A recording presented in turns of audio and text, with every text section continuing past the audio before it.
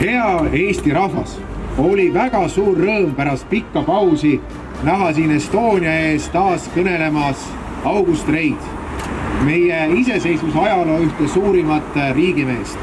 Tõepoolest, me täna tähistame Eesti parlamentaarse demokraatia 102. sünnipäeva. Ja jüripäeval 1919, nagu räägitud, kogunes siis meie esimene parlament, rahvaasemikke kogu, asutav kogu siia Estonia kontserdisaali, et laduda meie riigile õiguslik vundament. Kuigi tõepoolest asutava kogu enamus koosoleku muide toimus Toompea lossi Valges saalis, aga see pidulik avaistung ja algus sai siit Estoniast, meie rahvusteatrist alguse. Ja Estonia teatrihoonet, Eesti teatrimaja tegelikult võib pidada omamoodi ka Eesti omariikluse nurgakiviks. Sest ju pandi selle teatrile nurgakivi 1910, kus juba oma riigini jäi kõigest tegelikult 8 aastat.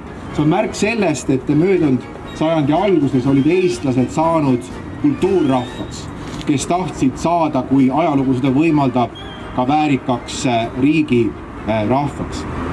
Asutava kogu valimised olid toimunud aprilli esimesel nädalal 1919 ja tõepoolest nendel valimistel sai absoluutse enamuse see plokk, kes siis olid vasakpoolsed erakonnad, kes toetasid demokraatilise vabariigi loomist. Ja nende kõige suurem fraktsioon olid sotsiaaldemokraadid ja nii oli ka loogiline, et asutava kogu esimese parlamendi esimeheks valiti just nimelt sotsiaaldemokraatide üks liidreid August Rei, keda peeti juba toona selleks riigimeheks, kes suudab ka lepitada erinevaid erakondi ja leida seda vajalikku kompromissi, mis oli tõepoolest elementaarne, et seda uut riiki üles ehitada.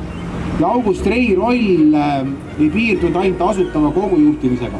Aga hiljem omariikluse päevil oli ju meie riigivanema ametis, oli Riigikogu spiiker, välisminister, juhatas Tallinna volikogu, oli Eesti suursaadik Moskvas.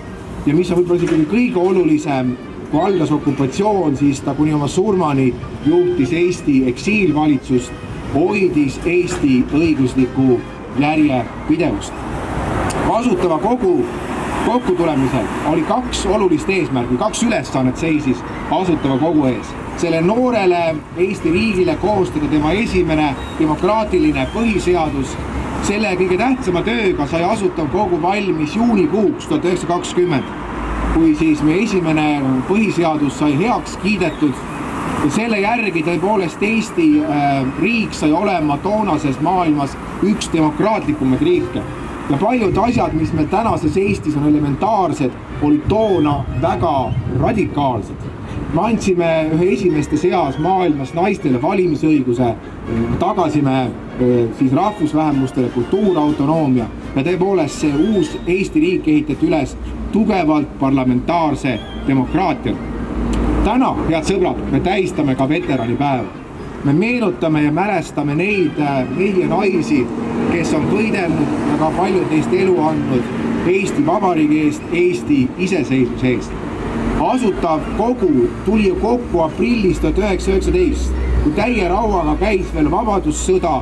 Kõigest 1,5 kuud varem oli Eesti võidukas rahvavägi Eesti alad Punaarmee siis võimust vabastanud.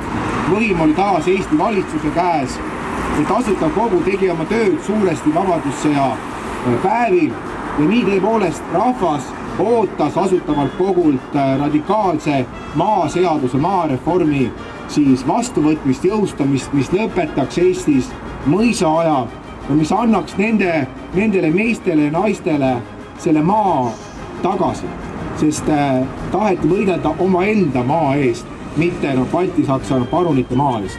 Ja maareform asutava kogu poolt võeti vastu juba siis Toompea lossi Valges saalis oktoobrikuus 1919.